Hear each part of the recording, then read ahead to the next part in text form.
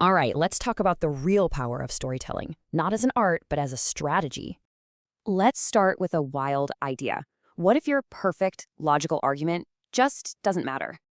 In business, we're taught that data is what makes decisions. The facts should win. And we use stories to kind of polish our message. We see them as a communication technique. But what if the story changes the decision before anyone even looks at your data? And this isn't just a hunch. Research from Edelman, published in Harvard Business Review, changes everything.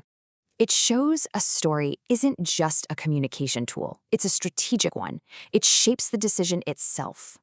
See, story is the mechanism our brain uses to decide what's real and what's relevant. So how does this work? It's a state called narrative transportation, where our critical thinking just lowers. Think about it. A direct argument makes people skeptical, but a deep story, that builds belief. So what creates this state? It's all about concrete details and sensory-specific language. That's the key, right? Abstract claims make people observers, but concrete details, they turn them into participants.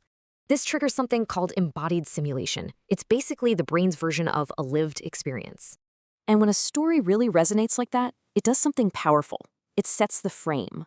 This means you establish the criteria. You define what good looks like. Competitors get judged by your rules. So the brand with the best story makes its value felt long before it's ever evaluated. Now, this is so important in the age of AI. Anyone can generate technically good content now. But what really differentiates you is a coherent, specific, and emotionally honest narrative. That's the key. The leader who controls the story doesn't just win the argument. They make theirs the only one that feels worth having.